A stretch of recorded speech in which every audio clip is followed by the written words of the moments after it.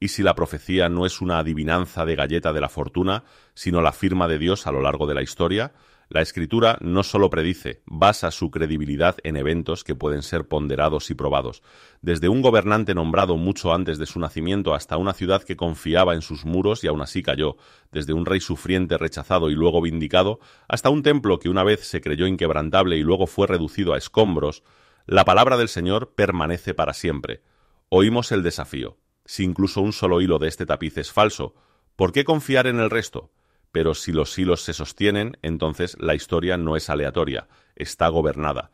Esta noche nos hacemos una pregunta difícil con una postura humilde. ¿Qué profecías presenta la Biblia como cumplidas? ¿Qué sucedió realmente? ¿Y cómo debemos entender el cumplimiento cuando los eruditos debaten la datación, el género y el método? Pasaremos del Mesías a las naciones y ciudades, del exilio y regreso de Israel al Evangelio llegando a las naciones, y terminaremos preguntando qué significa un pasado verificado para un presente temeroso. Al final, no solo tendrás una lista, sino una forma de probar afirmaciones y una razón para la esperanza. La Biblia está llena de profecías, pero las que más destacan son aquellas que la propia historia confirma. Primero, las profecías del Mesías. Isaías habla de un siervo sufriente traspasado por nuestras transgresiones. Isaías 53. Miqueas nombra Belén como el lugar de nacimiento del gobernante. Miqueas 5:2. Zacarías visualiza a un rey montado en un asno. Zacarías 9:9. El Nuevo Testamento insiste en que estos detalles convergen en Jesús de Nazaret. Segundo, la caída de ciudades e imperios. Isaías llama a Ciro por su nombre 150 años antes de su nacimiento, como aquel que permitirá el regreso de los exiliados. Isaías 44-45. Nahum describe la caída de Nínive y la historia registra la destrucción de la capital de Asiria en el 612 a.C. Ezequiel habla de las ruinas de Tiro raspadas como roca desnuda, Ezequiel 26, y aunque el debate persiste, partes de la profecía reflejan lo que Alejandro Magno logró. Tercero, el exilio y regreso de Israel. Deuteronomio advierte de la dispersión si Israel abandona a Dios, Deuteronomio 28. Los profetas los secundan y Babilonia los lleva cautivos. Sin embargo, Jeremías predice 70 años de cautiverio, Jeremías 25, 11, 12. Y después de que Persia conquista Babilonia, Ciro emite el decreto para reconstruir el templo, Esdras 1. Cuarto, la destrucción del templo. Jesús mismo predijo, no quedará aquí piedra sobre piedra, en Mateo 24:2.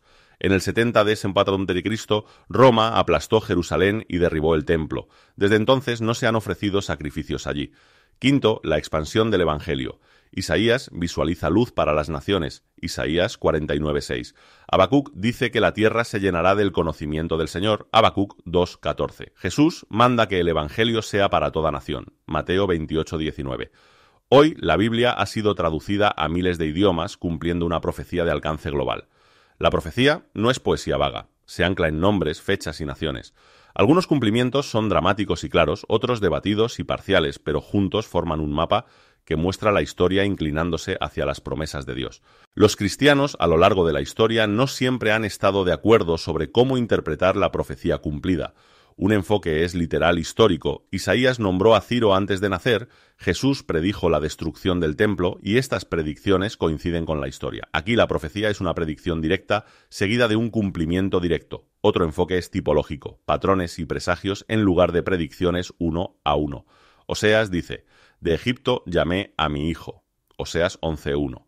En contexto, eso se refería al éxodo de Israel, pero Mateo lo aplica a Jesús, Mateo 2:15.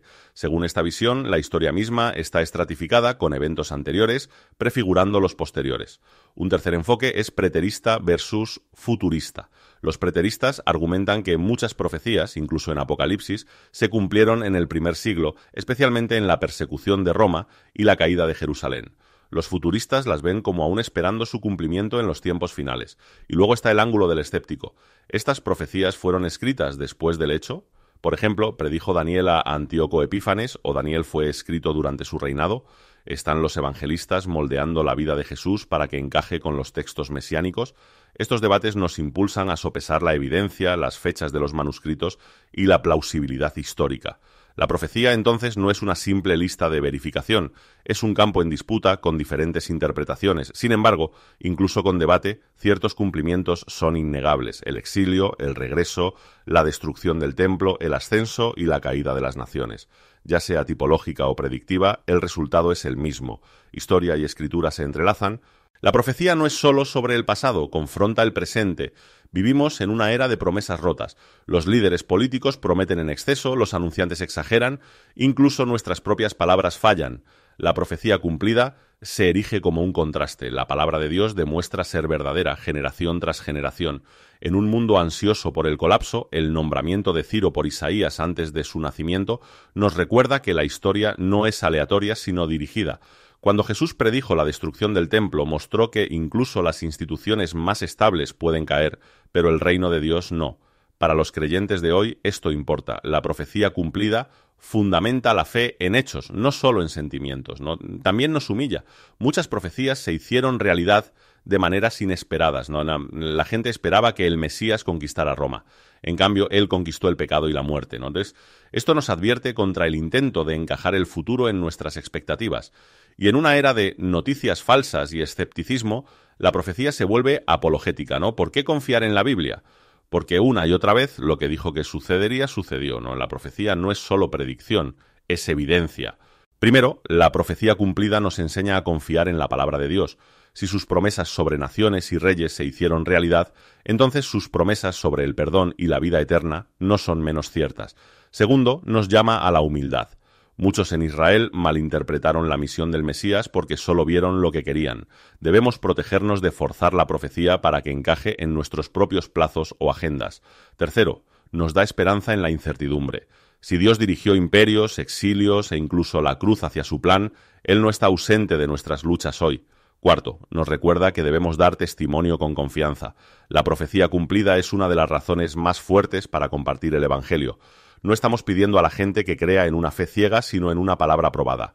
Quinto, nos señala la vigilancia. Muchas profecías permanecen en tensión, parcialmente cumplidas, parcialmente esperando su finalización.